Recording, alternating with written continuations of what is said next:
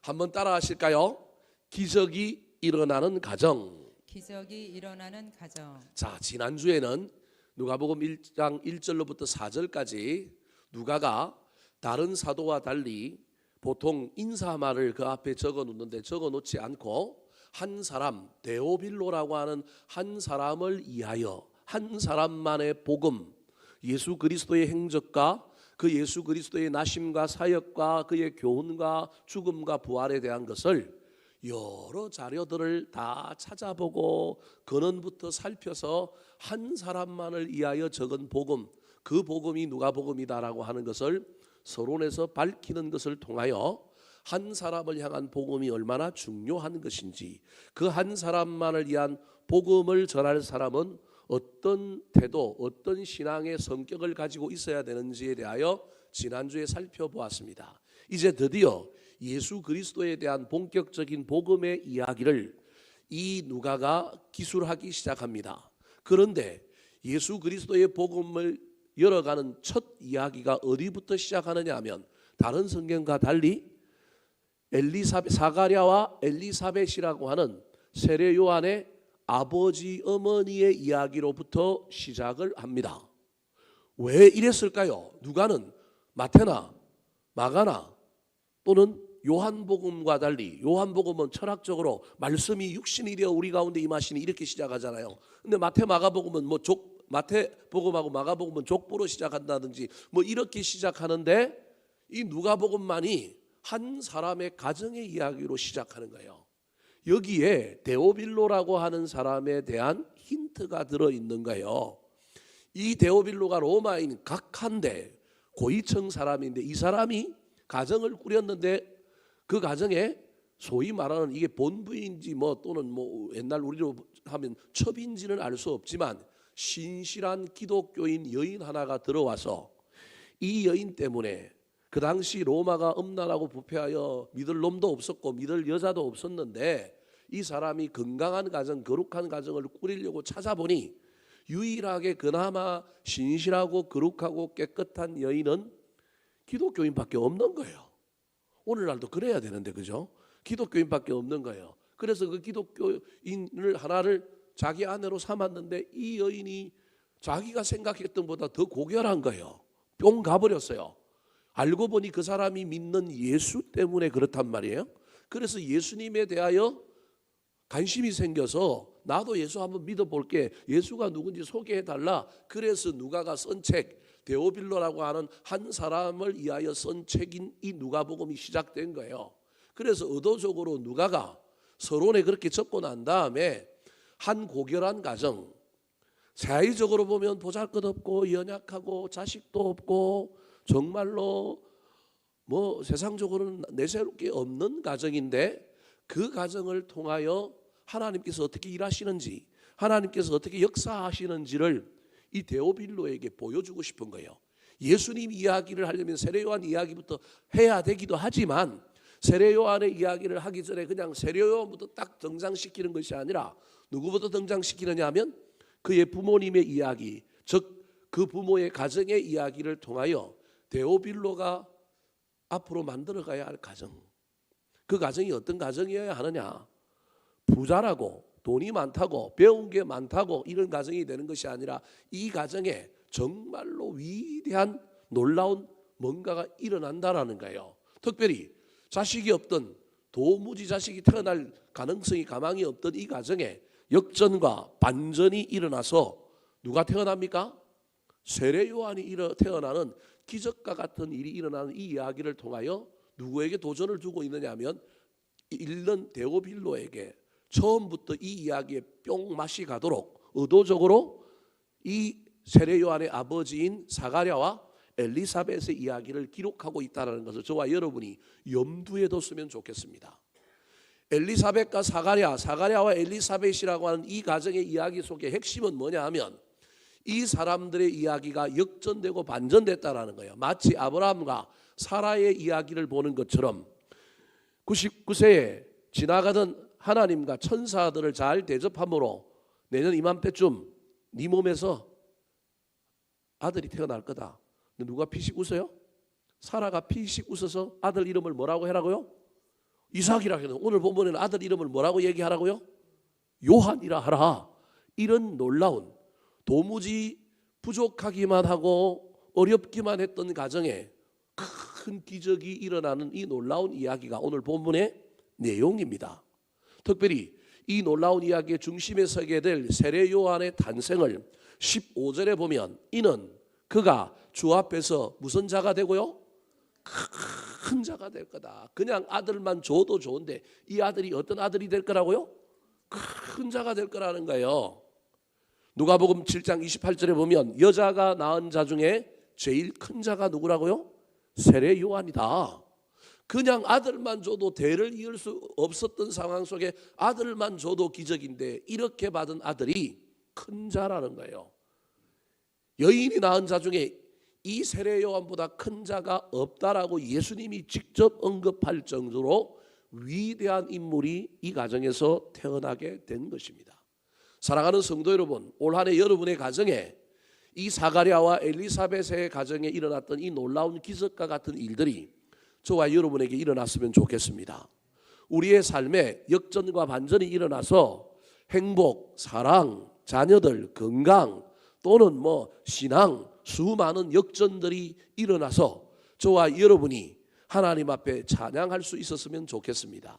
자, 그렇다면 오늘 본문에 등장하고 있는 사가랴와 엘리사벳의 가정에 세례 요한이라고 하는 아들이 태어나는 큰 기적, 큰 자가 되고 여인이 낳은 자 중에 제일 큰 자였던 이런 놀라운 생명을 선물로 받은 이 가정에는 도대체 무엇이 있었길래 이런 기적이 일어났을까요? 첫 번째입니다. 따라하시겠습니다. 하나님을 경외하는 가정. 하나님을 경외하는 가정. 자, 5절 말씀 같이 한번 읽어볼까요? 5절입니다. 시작. 유대왕 헤롯 때에 아비야 반열에 제사장 한 사람이 있었으니 이름은 사가랴요 그의 아내는 아론의 자손이니 이름은 엘리사벳이라. 유대왕 헤롯 때라고 하는 의미 있는 말로 시작을 합니다. 그러니까 원래 본문이 시작이 5절인데 5절 첫 시작부터 뭐라고 얘기하고 있냐면 유대왕 헤롯 때에 가장 악한 왕이란 말이에요. 가장 악한 왕인데 이 왕이 환심을 사서 자기 나라도 아닌데 이 유대 땅에 왕 노릇하고 싶어서 로마 황제에게 뇌물 갖다 바치고 자기가 이 지역을 다스리는 뭐가 된 거예요? 왕이 된 거예요. 물론 빌라도라고 하는 총독이 있지만 대외적인 것을 제외하고는 내치는 대부분 누가 다스렸느냐 하면 헤롯 왕이 다스렸습니다. 빌라도와 협의하고 국제적인 것, 대외적인 건 빌라도의 의견을 따라야 했지만 그럼에도 불구하고 타민족 사람, 에돔 족속이 이스라엘 사람들을 다스리는 왕이 된 겁니다. 그러면 유대인들 자존심이 얼마나 세요? 그 자존심 때문에 반대할까 봐 그들의 한심을 사기 위하여 뭘 지어준 거예요? 성전을 지어준 거예요. 성전은 이렇게 지어지면 사실은 안 되는 겁니다. 벌써 성전이 이렇게 지어진 이야기에서부터 예수님 당시에 사두개인들, 바리새인들 이런 이야기들이 나타나면서 성전 중심으로 일어나는 이야기가 꼬이게 된 이유가 여기에 있는 것입니다. 성전은 거룩하게 지어져야 합니다. 성전은 한 마음으로 지어져야 됩니다. 그런데 누가 지어준 성전에서 신앙생활하는 것, 여러분 문제가 생길 수 있습니다. 마찬가지로 오늘날 담임 목사인 제가 지은 것도 아니고 우리 원로 목사님이 옛날 교인들하고 이 성전을 지었고 그때 성전 지을 때 있었던 교인들은 지금 얼마 남아 있지 않지만 우리 모두가 남이 지어준 성전에 있지만 물리적인 성전은 그리하다 할지라도 저와 여러분이 이곳에 와서 우리의 성전을 다시 지어야 합니다. 그래야만이 우리의 신앙이 왜곡되지 않고 바르게 갈 수 있습니다. 여하튼 지금 사가랴와 엘리사벳이 살던 시대를 이야기하고 있는데 가장 악한 왕이 다스리던 신약의 헤롯 왕이라고 하는 다스리던 왕이라는 거예요. 근데 이때가 얼마나 소위 말하는 어려운 시대인지를 설명하면서 이 어려운 시대 가운데서도 하나님을 잘 섬기고 있는 한 사람, 한 가정을 소개합니다. 근데 이 가정을 5절에 보면 둘 다 아론의 자손이다라고 표현합니다. 5절에 보면 유대왕 헤롯 때에 아비야 반열 제사장 한 사람이 있었으니 이름은 이 사람은 누구라고요? 사가랴다. 그리고 그의 아내는 아론의 자손이니 이름은 뭐라고요? 엘리사벳이다. 제사장은 당연히 아론의 자손이죠. 그런데 누구도 아론의 자손이냐면 엄마인 엘리사벳도 아론의 자손이다. 그렇게 표현하고 있는 거예요. 그래서 5절에서는 어려운 시절 가운데서도 믿음 좋은 가문의 한 가정에 대한 이야기를 딱 하는 거예요. 여러분, 그렇다고 아론 자손이라고 하는 것이 믿음을 보장하지는 않습니다.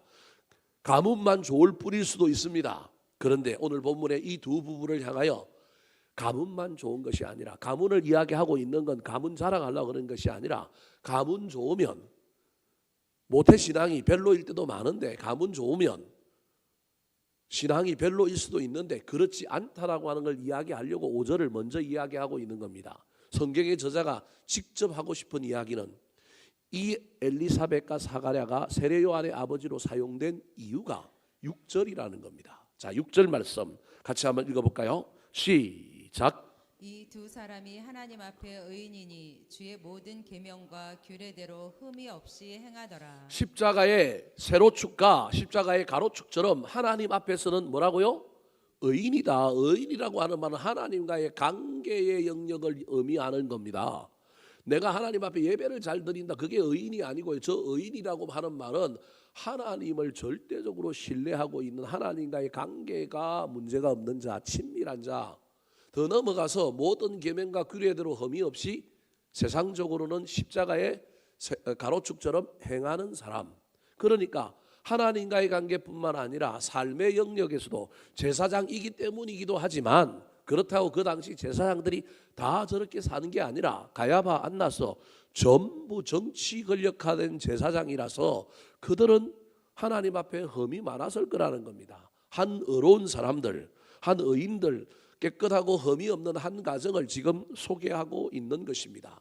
힘든 시대입니다. 어려운 시대입니다. 가짜 신앙이 판을 칠 수밖에 없고 세속주의와 혼합주의가 행행할 수밖에 없는 상황 속에서도 여전히 하나님을 잘 섬기는 한 가정을 통하여 하나님께서 그 가정에 역전과 반전을 주시고 없던 것을 있게 만들고 영광스럽게 만드는 놀라운 역사를 시작하고 있다는 이야기입니다.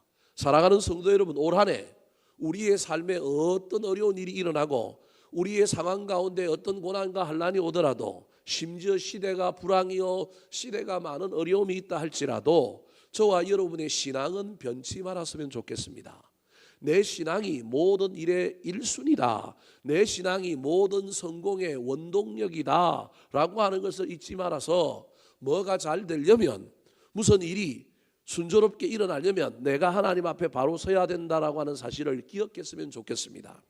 부부가 서로 마음을 합하여 신앙생활 하는데 서로 격려했으면 좋겠습니다. 부부의 신앙이 달라서 한 사람 앞에 나가는데 뒤에서 막 뒷다리 걸면 힘이 듭니다. 그래서 같은 마음을 가지고 신앙생활하고 있는 부부가 한 가정에 있는 것에 대하여 여러분 감사해야 됩니다. 인간적으로는 좀 마음에 들지 않는 일이 있다 할지라도 그래도 무슨 생활을 같이 하고 있다고요? 신앙생활을 같이 하고 있는데 그것도 방향이 같다면, 그 신앙생활의 수준이, 열정이 비슷하다고 한다면 여러분 감사해야 합니다. 왜냐하면 그 속에 하나님이 역사할 가능성이 훨씬 더 많기 때문에 그렇습니다. 부부가 서로 마음을 합치려고 애를 쓰시고, 혹시 우리 중에 안 믿는 사람이 있거나 또는 조금 신앙의 차이가 있는 사람이 있으면 하나님께 열심히 기도하시기 바랍니다. 그것 또한 내가 바로 섬으로 그 신앙이 흘러갈 겁니다.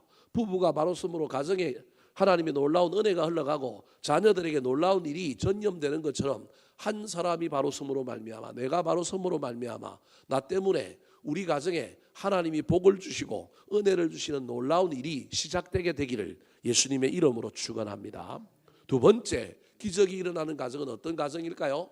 따라하시겠습니다. 묵묵히 사명을 감당하는 가정. 묵묵히 사명을 감당하는 가정. 자, 시대가 어려운 때 헤롯 왕 때에 제사장이었던 사가랴와 그의 아내 엘리사벳의 가정은 시대의 어려움만 있었던 것이 아니라 자신들 가정에도 문제가 있었습니다.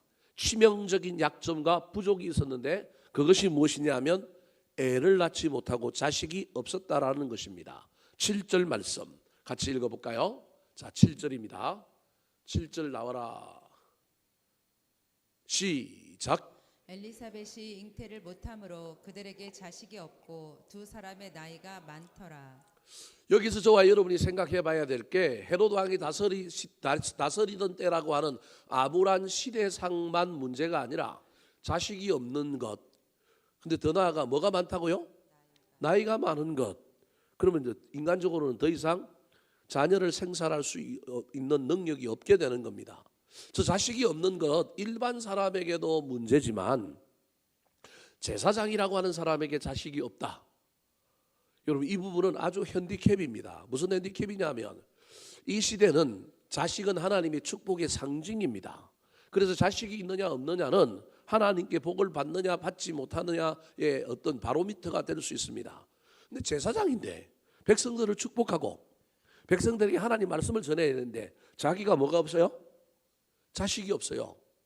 제사장이 안수기도 하면 이 사가랴에게 누군가가 머리를 뒤밀고 와서 안수기도를 받아야 되는데 받을 가능성이 별로 없는 거예요.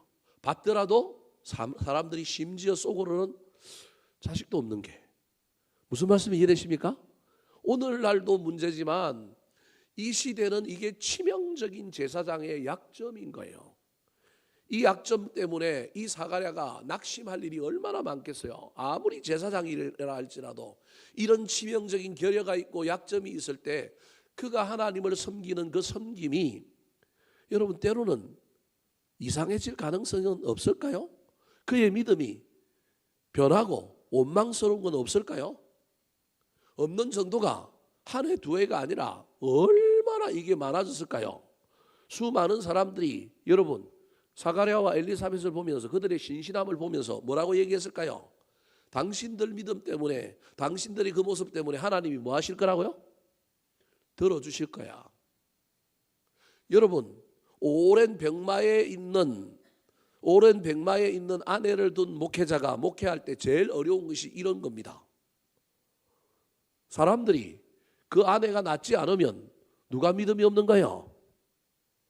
목회자가 믿음이 없는 거예요. 누가 기도 안 한 거예요? 목회자가 기도 안 한 거예요. 그런데 그 목회자는 기도 안 했을까요?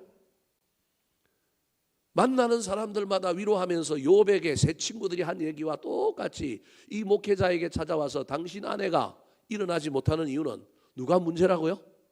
당신이 문제라고 얘기할 가능성이 있어요. 처음부터는 그러지 않을 겁니다. 욥의 새 친구들이 처음부터 들이댔나요? 위로하고 그랬다니까요. 그런데 위로 끝에 뭐가 있냐면 비수가 있어요. 그 비수가 찔러오면요 이거 견디기가 힘들어요. 사가랴가 그런 상황이라는 거예요. 이들이 그렇다고 믿음이 없는 것도 아니고 이들이 신실한 것도 아니고 여러분 믿으면 뭘 받아야 돼요? 복을 받아야 되는데 이놈의 복이 안 온단 말이에요. 이 가정에. 그러니 사람들이 볼 때마다 가우뚱하는 거예요. 그 가우뚱 속에 사명을 붙들고 달려가는 이 사가랴와 엘리사벳은 어떻게 될까요? 저는 이 본문을 준비하는 가운데 야 그래도 하나님은 나한테 은혜를 주셔서 뭐 아내가 아프다고 낫기도 하고 그래도 나한테 은혜를 주셔서 하나님 놀라는 이런 일 주시니 내가 목회자로 겪는 고난, 내가 목회자로 겪는 어려움은 다른 사람에 비하면 아무것도 아니구나. 내가 뭐 때로는 그거 갖고 원망하고 불평하고 막 이런 적도 있는데 앞으로 그러면 안 되겠구나. 사가랴를 보는 순간 사가랴의 심리적인 고통과 영적인 어려움이 얼마나 많았을까요? 자식이 없어요. 그것도 한두 해 없는 게 아니라 오랫동안 없어요. 사람들에게도 늘 보여주는 것이 자기가 한 말이 기도해서 난 반드시 아들을 얻을 거다. 많은 사람들도 그래요. 생길 겁니다. 그랬을 겁니다. 그런데 한두 해 지나가는 동안에 사람들의 눈초리가 이상해졌을 겁니다. 얼마나 마음이 힘들었을까요?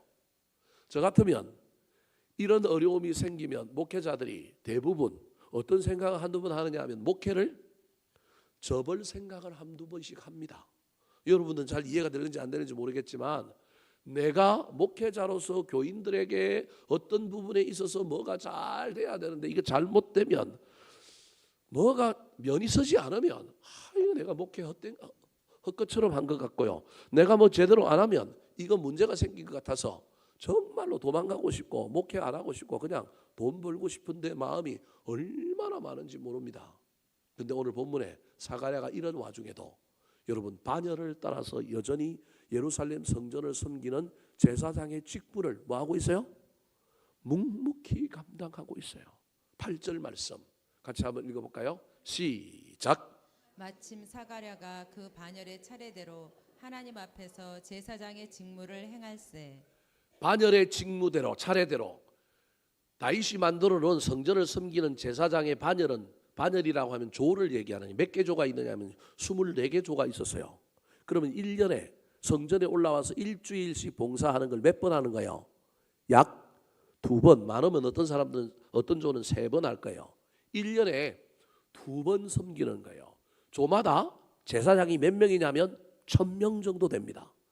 오이 많죠? 그러니까 전국에 있는 제사장들이 조가 짜져갖고 전국에 각각 흩어져서 레위인들의 성읍에서 그 제사장들이 도피성 관리하고 뭐 이러면서 있다가 중앙 성소에 고정적으로 있는 번이 조가 돌아가지도 않고 고정적으로 있는 제사장들도 있지만 그 사람은 대부분 대제사장들이죠. 그런 제사장들을 제외하고는 나머지 사람들은 각지에서 올라와요. 그래서 조를 짜놓은 거예요. 아비야 반열은 8번째 조입니다. 8번째 반열인데 이 8번째 반열에 몇 명의 제사장이 오느냐 하면 1000명 정도가 합니다. 그 말은 여러분 예루살렘 성전을 관리하고 그 성전에 봉사하는 일이 엄청나게 분야가 세분화되어 있고 아주 나누어져 있다라는 겁니다. 이 1000명 안에 들어와 있는 이 아비야가 여러분 얼마나 이 자괴감이 자존감이 낮아질까요? 여기 들어와 있을 때 다른 사람들은 와갖고 막 신나가지고 하고 뭐 자랑하는 거예요. 목사들이 노예를 하거나 시차례를 하거나 목사들이 모일 때도요 기가 죽어 있는 목회자들이 있는가 하면 기가 살아갖고 온 세상이 짓거린 것처럼 막 하는 사람들이 있어요. 저는 목사님들이 모였을 때요 죄송합니다 이런 표현에서 조금 작은 교회 조금 힘든 목사님들이 모이면 스타렉스를 끌고 갑니다. 그런데 좀 큰 교회 목사님들이 모이면요 성령차를 끌고 갑니다.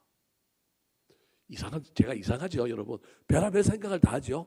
여하튼 저는 그런 생각을 하고 갑니다. 그래서 오늘 모임의 성격이 어떠냐, 나보다 큰 놈들이 모인다 그러면 기 안 죽으려고 뭐 끌고 간다고요? 성령차 끌고 갑니다. 그런데 작은 교회 목사님들이 모였다 그러면요 뭐 끌고 가느냐 하면 스타렉스 끌고 갑니다. 큰 교회 목사님들이 모였다? 전 절대 지갑 안 엽니다. 막 눈치를 줘도 안 줍니다. 그냥 예 하고 막 옆에서 그냥 입만 벌리고 있습니다. 근데 작은 교회 목사님들이 딱 모였으면 난 어떻게 하면 저 사람들에게 밥을 살까 차를 살까 무슨 핑계를 대고 무슨 명분을 만들까? 그 사람들 얼마나 힘들고 얼마나 외로운지 아니까요. 그래서 어떤 모임에 가더라도 가능하면 모임의 성격을 보고 어떻게 하면 조금 나대지 않고 진중하게 흩어져 있는 사람들 뒤로 빠져 있는 사람들을 살필까? 어떤 목사님들의 얼굴을 살펴보면서 아이고 뭐가 좀 힘든 모양이네. 끝나고 저 교회 한번 가봐야 되겠네. 그리고 모임 끝나고 난 다음에 카톡 해갖고 있느냐 없느냐 물어보고 한번 차 한잔 했으면 좋겠다. 가서 보고 상황들을 보고 살피고 그럴 때가 많습니다. 여러분 목회자들이 다 똑같지가 않습니다. 얼마나 비교가 많이 되는지 모릅니다. 안 하려고 해도 비교가 됩니다. 사가랴가 여러분 자식도 없는데 자기 동네에서도 쪽팔려 죽겠는데 예루살렘 성전에 올라와서 봉사하는 일 결석해도 문제 없습니다. 몇 명이나 모인다고요? 1000명이나 모이는 거예요. 1000명이나. 안 가고 싶을 수도 있을 거예요. 내가 뭐 전국적으로 가서 쪽팔릴 필요가 뭐 있나 이럴 수도 있어요.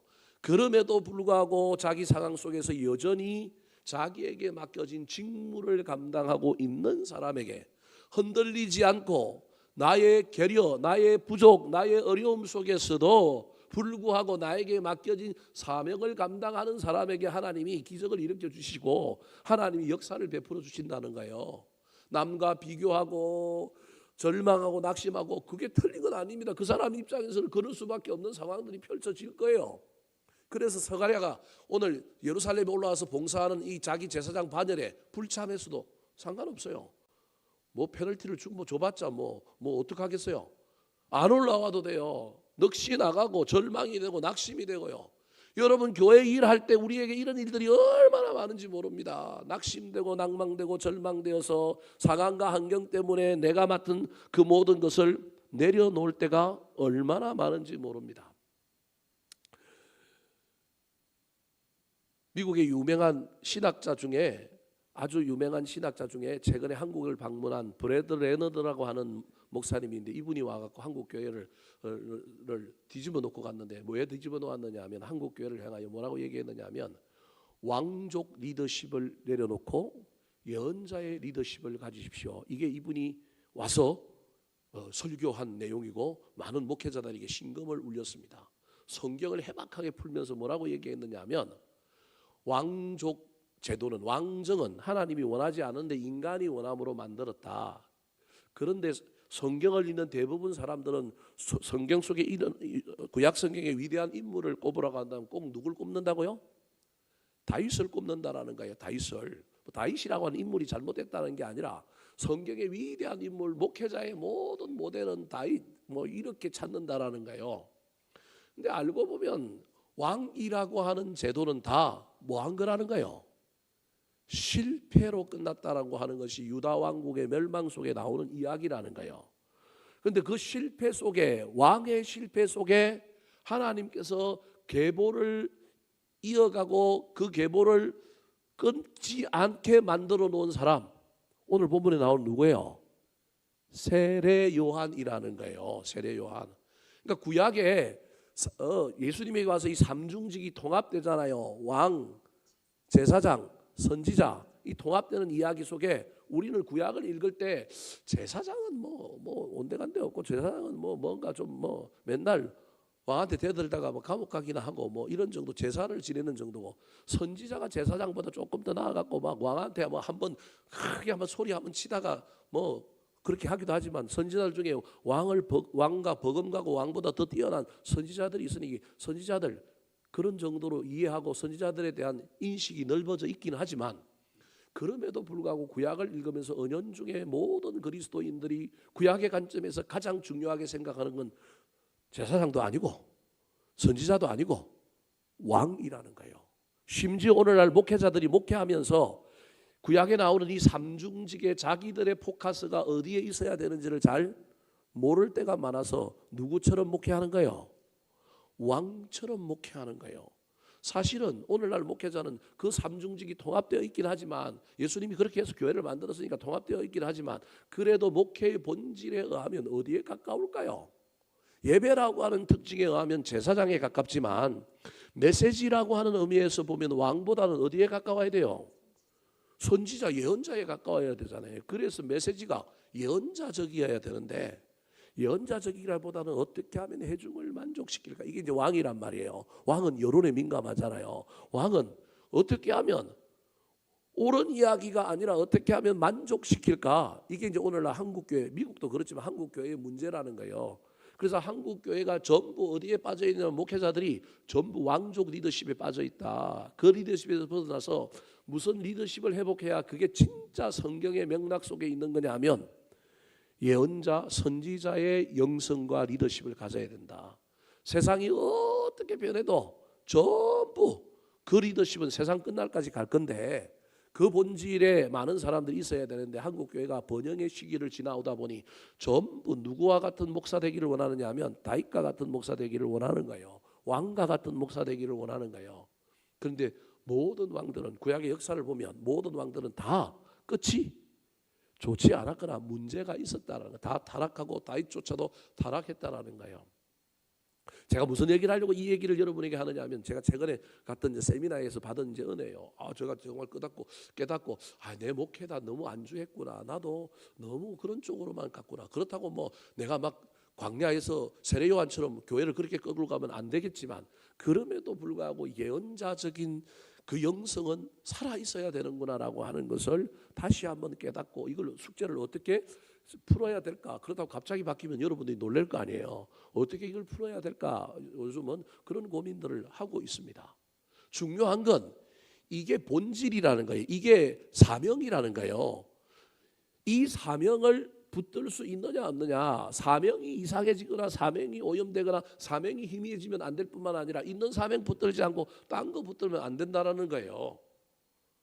자식이 없어서 눈칫밥이 있고 오랫동안 안 돼갖고 그거 뭐 자식 안 생긴 지 1년 이 정도 되면 뭐 견딜 수 있잖아요. 앞으로 가능성이 있으니까. 그런데 그 자식 없는 시기가 오래돼가지고 지치고 낙심되고 면이 서지 않고 메시지가 나가지 않고 그 메시지에 능력이 없는 상황, 도망가고 싶지 않겠습니까? 그런데 사가랴가 도망가지 않고 여전히 자기의 직무를 뭐하고 있는 거예요? 붙들고 있는 거예요. 이게 제사장의 사명이라는 거예요. 제사장은 무슨 일이 있어도 죄송합니다. 죽어도 어디서 죽어야 돼요? 예배드리다 죽어야 되는 거예요. 이게 사가랴의 신앙 속에 있는 거예요. 아들 없어도 나는 뭐라고요? 제사장이다. 제사장이다. 사랑하는 성도 여러분, 올 한 해 많은 어려움이 있을 때 낙심되고 절망되고 뒤로 가고 싶고 도망가고 싶을 때 그때 힘을 한번 내어서 나에게 주어진 사명을 붙들고 가십시오. 세례 요한이 태어나는 놀라운 역사가 꼭 제사장 직무를 잘 행했기 때문에 일어났기 때문에 우리도 그렇게 하면 모든 일이 다 해결된다. 제가 그렇게 말할 수는 없습니다. 그럼에도 불구하고 이게 한 요인이었다라고 하는 사실을 기억했으면 좋겠습니다. 도망가지 마시고 뒤로 가지 마시고 낙심하지 마시고 여전히 붙들어야 할 사명을 내가 붙들고 있는가. 그 일 속에 하나님께서 역사를 베푸시고 기적을 베푸시는 놀라운 일들이 시작되게 되기를 우리 구주 예수 그리스도의 이름으로 축원합니다. 세 번째 기적이 일어나는 가정은 어떤 가정일까요? 따라하시겠습니다. 낙심하지 않고 기도하는 가정. 낙심하지 않고 기도하는 가정. 자, 제가 아까도 이야기했던 것처럼 어떤 목사님 사모님이 오랫동안 아파서 누워 있는데 제가 아는 목사님이에요. 그 아내가 식물 인간으로 누워 있는데 뭐 40일 금식 기도는 제가 알기로는 6번인가 했고요. 오랫동안 열심히 기도하고 열심히 했는데도 여전히 20년째 아내가 깨어나요, 안 깨어나요? 안 깨어나요. 죄송합니다. 죽지도 않아요. 살아 있어요. 장모님이 권사님인데 장로님은 맨날 사이 목사한테 네가 뭘 안 해서 이런 일이 벌어졌다고요? 기도를 안 해서 그렇다고요. 목숨을 내걸고 40일 작전 기도를 한 번 더 해야 되지 않겠느냐? 그럴 때마다 이 목사님은 숨이 턱턱 막힌대요. 장모님하고 싸우고 나면 저한테 전화가 와요. 전화가 와갖고 저한테 막 넋두리를 막 내려 해놔요. 야, 네가 보기에 내가 기도를 안 하냐? 내가 아내 안 낳게 하려고 애를 안 쓰는 거 같냐? 얼마나 힘들겠어요. 그분이 얼마나 기도를 열심히 하는 분인지 모릅니다. 같이 수련회를 가면요. 수련회를 가면 제일 좋은 게 목사들이 제일 좋은 게 뭐 안 해도 돼요. 새벽기도 안 해도 되고요. 세미나 가도 새벽기도 새벽에 무슨 하더라도 6시나 뭐 이렇게 하니까 좀 더 잠을 잘 수 있어요. 그런데요. 뭐가 시끄러워하고 깨보면요. 이 양반은 새벽 4시 반에 깨가지고 자기 혼자 뭐 하고 있는 거예요? 중얼중얼 기도하고 있는 거예요. 기도해요. 밤 1시까지 실컷 이야기하다가 밤을 새우고 그렇게 잤는데도 불구하고 새벽 4시 반만 되면 딱 일어나고 또 자기는 또 중얼중얼 기도하고 있는 분이 그 목사님이에요. 그래서 저는 옆에서 아이고 나는 저 못 쫓아간다. 저거 쫓아가려고 옛날에 흉내를 한번 내봤는데 제가 죽겠더라고요. 안 되는 거예요. 그게 저분이 참 기도의 사람이구나. 그분이 쓴 책들도 많고요. 기도에 관한 책도 있고요. 자기 인생이 고난에 대한 책을 많이 썼는데 그 고난 당하는 사람들이 그분의 책을 읽으면 위로를 참 많이 받아요. 그분이 쓴 책이 난 당신이 좋아, 난 바람이 불어도 좋아, 뭐 이런 책들을 썼는데 그 책에 보면요 어렵지도 않아요. 참 이 아내를 놓고 고민하는 목회자, 그러면서 교인도 돌봐야 되는데 여기에서 이 목회자의 자괴감이 시달리는 그 내용들을 읽어볼 때마다 저는 상황을 다 아니까 눈물이 얼마나 날 때가 많은지 모릅니다. 때로는요 자기 집에서 자기가 다 간병을 해요. 기저귀도 다 갈고 막 해요. 근데 또 의사소통이 돼요. 어떤 부분으로 의사소통이 되느냐면 내 말 알아들었냐, 눈 2번 깜빡해봐 그러면 또 눈 2번 깜빡해요. 손가락 정도만 움직이는데요 손을 딱 잡고 아내한테 내 말 알아들었냐 그러면 손 움직여봐 그러면 딱 움직여요.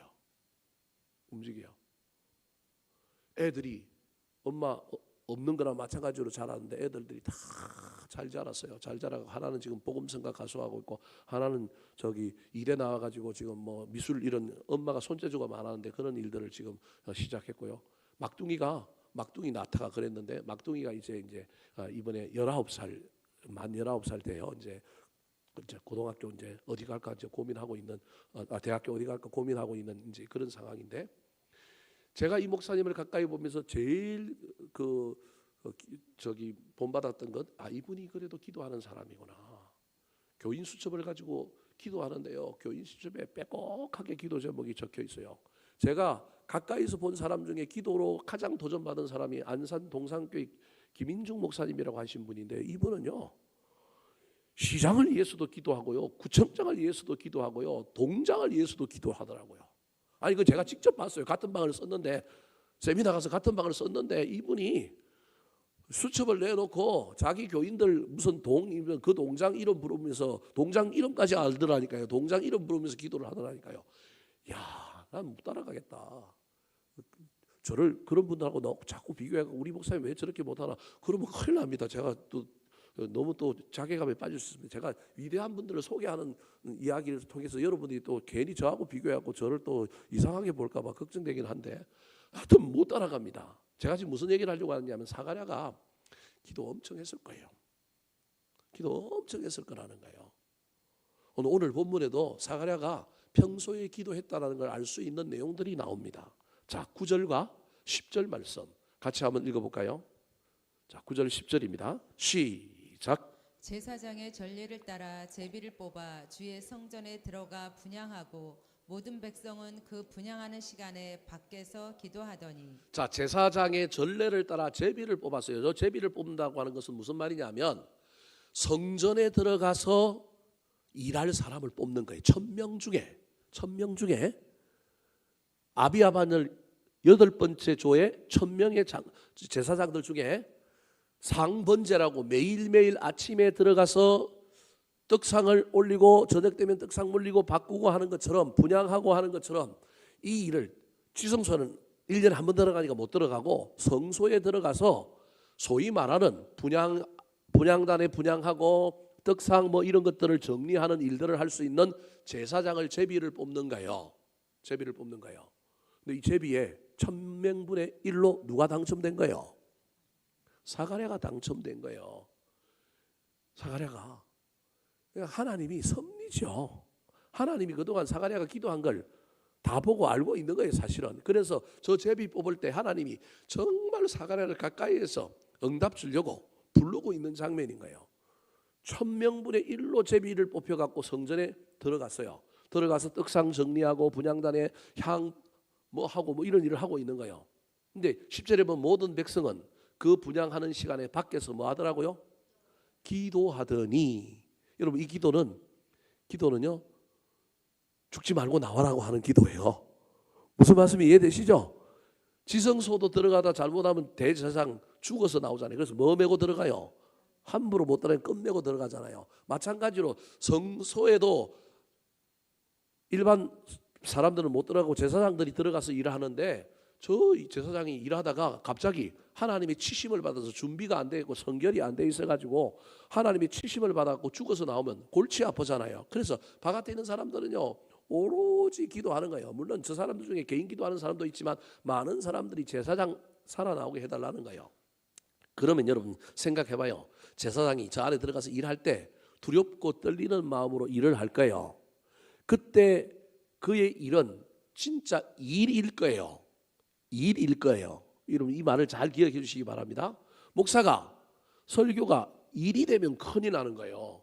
교회 안에서 저와 여러분이 일을 할 때 기도하는 마음으로 일을 해야 되는데 기도하는 마음은 온데간데 없고 기도하고 시작해야 될 뿐만 아니라 무슨 일을 할 때마다 기도하는 마음으로 일을 해야 되는데 그건 온데간데 없고 뭐만 있어요? 일만 있으면 골치 아파요. 어쩌면 제사장들 중에 그 일하다가 하나님의 치심을 받은 사람들도 많을 거예요. 사가랴가 일을 일로만 대한 사람이 아니었다라는 것을 알 수 있는 거예요. 자, 13절 말씀 같이 한번 읽어볼까요? 13절. 자, 건너뛰어서 분향하다가 사가랴가 하나님의 천사를 만나는 장면입니다. 시작. 천사가 그에게 이르되 사가랴여 무서워하지 말라. 너의 간구함이 들린지라. 내 아내 엘리사벳이 내게 아들을 낳아주리니 그 이름을 요한이라 하라. 그럼 저 이야기 속에 저는 장면을 이렇게 그려봅니다. 본인이 해야 될 모든 일들을 다 한 후에 사가랴가 그 자리에 앉아서 또 뭐 한 거예요? 또 나는 기도했다고 생각합니다. 성경은 아무것도 이야기하고 있지만 천사가 이야기하는 이야기 속에 사가랴야 무서워하지 말라. 너의 간구함이 뭐한지라? 들린지라. 물론 이건 예전에 했던 기도가 지금 들렸다라고 하는 이야기일 수도 있습니다. 그렇게 해석해도 사가랴는 무슨 사람이에요? 기도의 사람이에요. 왜냐하면 계속 기도했으니까 간구함이 들렸다고 이야기하니까 그 기도가 지금 들려와서 지금 응답되었다라고 해석해도 좋아요. 근데 저는 과거에도 기도했을 뿐만 아니라 분양하는 일을 다 하고 떡상을 정리하고 자기에게 맡겨진 제비 뽑아서 자기가 간 일 딱 하고 난 다음에 또 거기 앉아서 뭐 한 거예요? 기도한 거예요. 이게 저와 여러분이 본받아야 할 자세예요. 무슨 일을 하든 밥을 하든 주차 봉사를 하든 뭘 하든지 간에 여러분 일이 우리의 기도를 삼키면 안 돼요. 기도하고 일하고요. 일하고 끝내고 기도하고요. 일과 기도가 함께 가야 된다니까요.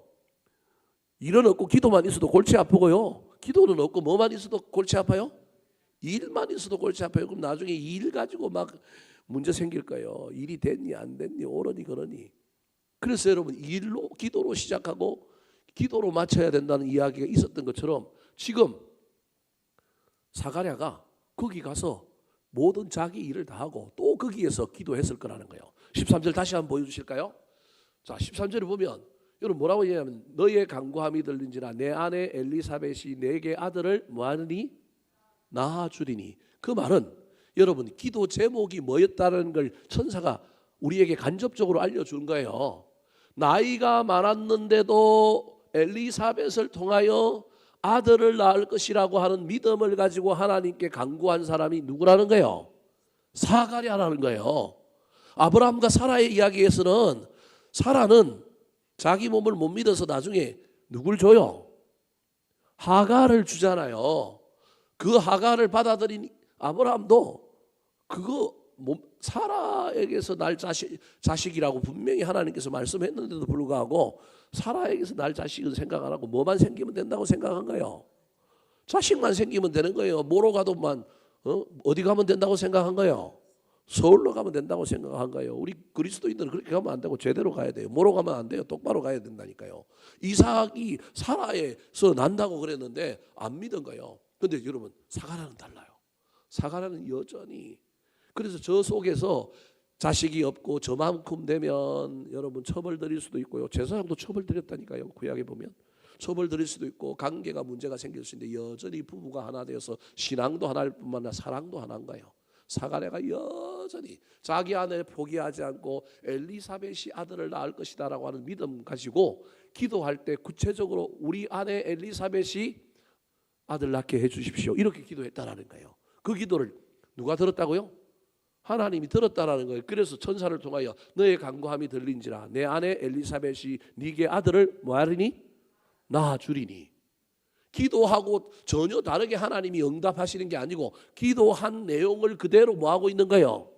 응답해주고 있는 거예요. 부부 사이가 얼마나 좋은지 이 사가랴의 기도의 내용이 무엇이었는지를 우리에게 보여주고 있는 거예요. 여러분 사가랴라고 하는 선지자의 이름의 뜻이 무엇인지 아십니까?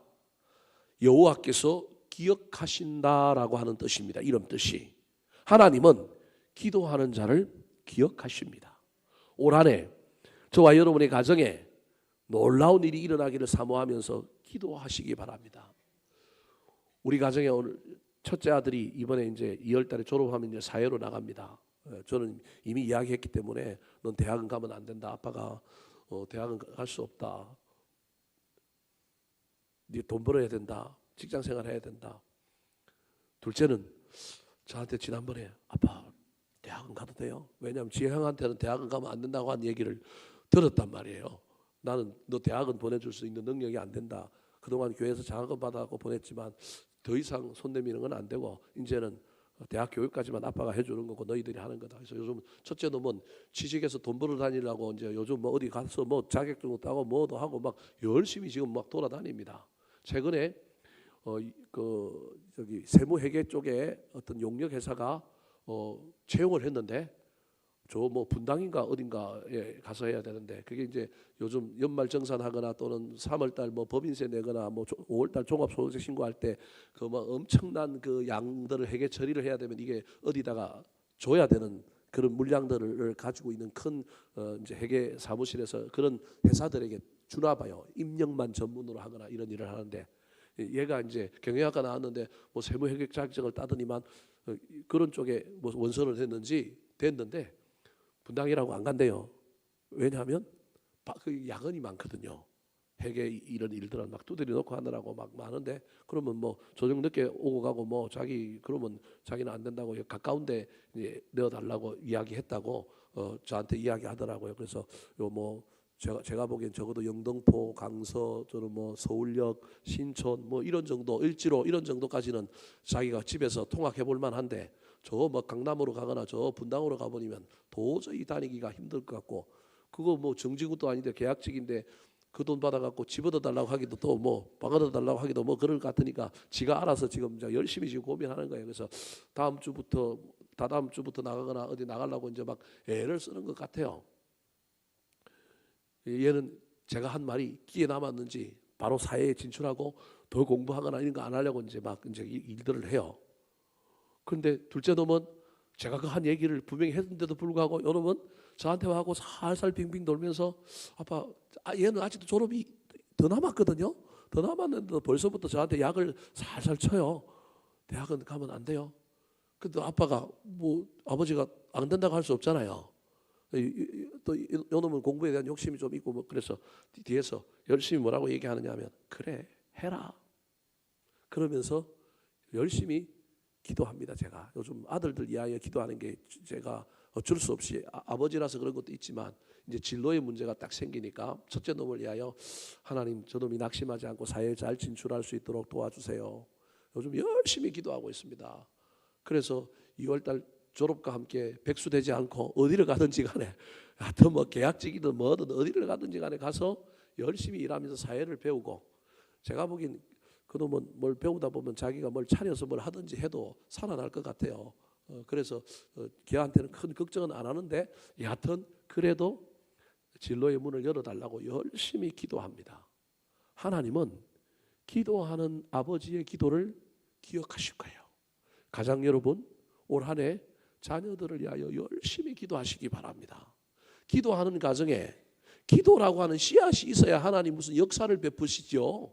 기도라고 하는 씨앗도 없는데 무슨 역사를 베풀어요. 기도해야 되지 않겠습니까? 가장뿐만 아니라 우리 엄마들도 열심히 자녀 사랑하는 마음으로 기도하시고요. 또 사업을 위하여 또 우리 각자의 건강을 위하여 열심히 기도해야 하지 않겠습니까? 문제 없는 가정 없습니다. 걱정 없는 가정 없습니다. 속 사정 다 뒤집어 보면 다 수 없는 많은 어려움이 있습니다. 사가랴와 엘리사벳 가정만 문제 있었던 것이 아니라 다 문제 있는 가정인데 문제 있는 가정만 있는 것이 아니라 문제 있는 가정에 기도가 있는 가정도 있지만 기도가 없는 가정도 있다는 사실을 기억하여 우리 가정은 문제만 있고 기도는 없는 가정은 아닌가 잘 살펴보아서 올 한 해 기도로 성부함으로 우리의 기도가 씨앗이 되어 하나님이 그 씨앗을 가지고 기적을 베풀어 주시고 역사를 베풀어 주셔서 올해 우리 교회 각 집안에 장가 안 가고 시집 안 간 청춘 남녀들 시집 장가 많이 갔으면 좋겠습니다. 진로의 문들이 많이 열리고요. 아팠던 자들 낫게 되고요. 기도하는 것마다 응답되어서 특별히 자녀들에게서 좋은 소식들 많이 들려오게 되기를 우리 구주 예수 그리스도의 이름으로 축원합니다. 마지막입니다. 기적이 일어나는 가정 어떤 가정일까요? 따라하시겠습니다. 성령 충만한 가정. 성령 충만한 가정. 15절 말씀 같이 한번 읽어볼까요? 시작. 이는 그가 주 앞에 큰 자가 되며 포도주나 독한 술을 마시지 아니하며 모태로부터 성령의 충만함을 받아. 자, 세례 요한이 태어날 것을 천사가 예고하고 있는 내용 중에 뭐라고 얘기하고 있냐면 이런 얘기를 합니다. 세례 요한이 막 주 앞에서 무슨 자가 된다고요? 큰 자가 될 거다. 그리고 이 나실인 서원과 관련돼 있는 사람이기 때문에 포도주나 독한 술 안 마신다는 거예요. 그런데 그것보다 더 중요한 게 모태로부터 뭘 입었다고요? 성령의 충만함을 입었다라는 거예요. 세례 요한이 성령 충만한 사람이 될 건데 그 성령 충만의 기원이 어디라고요? 모태라는 거예요. 그럼 다르게 얘기하면 그럼 누가 성령 충만한 거예요? 엘리사벳이 성령 충만한 거예요. 성령 충만하니까 남의 시선 속에서도 부족함 속에서도 문제 속에서도요 여전히 충실하게 자기 사명 감당하고 여전히 기도가 여러분 끝나지 않고 중단되지 않고 기도가 계속되고 있는 겁니다. 사가랴와 엘리사벳이 신앙이 단순히 좋은 걸 넘어서서 성령 충만한 사람들이었습니다. 41절 67절 말씀 뒤에 또 보면 성령 충만에 대한 이야기가 나옵니다. 같이 한번 읽어볼까요? 시작. 엘리사벳이 마리아가 무난함을 들음에 아이가 복중에서 뛰노는지라 엘리사벳이 성령의 충만함을 받아 67절 시작. 그 부친 사가랴가 성령의 충만함을 받아 예언하여 이르되 부부가 다 뭐한 사람이라고요? 성령 충만한 사람이었다. 성령 충만한 사람들 속에 큰 자가 태어나는 거예요. 66절과 80절 말씀.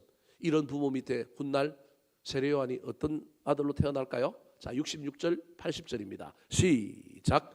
듣는 사람이 다 이 말을 마음에 두며 이르되 이 아이가 장차 어찌 될까 하니 이는 주의 손이 그와 함께 하심이러라. 80절 시작. 아이가 자라며 심령이 강하여지며 이스라엘에게 나타나는 날까지 빈 들에 있으니라. 성령 충만한 부모 밑에 자란 세례 요한이 하나님이 그와 함께 하십니다. 주의 손이 그와 함께 하심이라.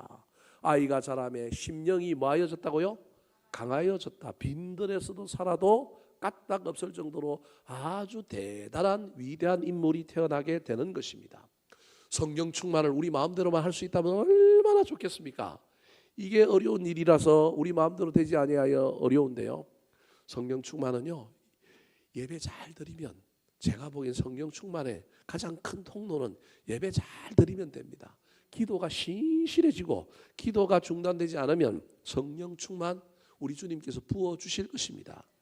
주님의 권한 안에 있는 것이 성령 충만이지만 그럼에도 불구하고 사모하고 거기에 합당하게 살아갈 때 하나님께서 우리에게 성령 충만 부어주심으로 말미암아 나의 성령 충만 속에 놀라운 하나님의 기적이, 하나님의 형통이 올 한 해 저와 여러분의 가정에 우리의 삶에 일어나게 되기를 우리 구주 예수 그리스도의 이름으로 축원합니다.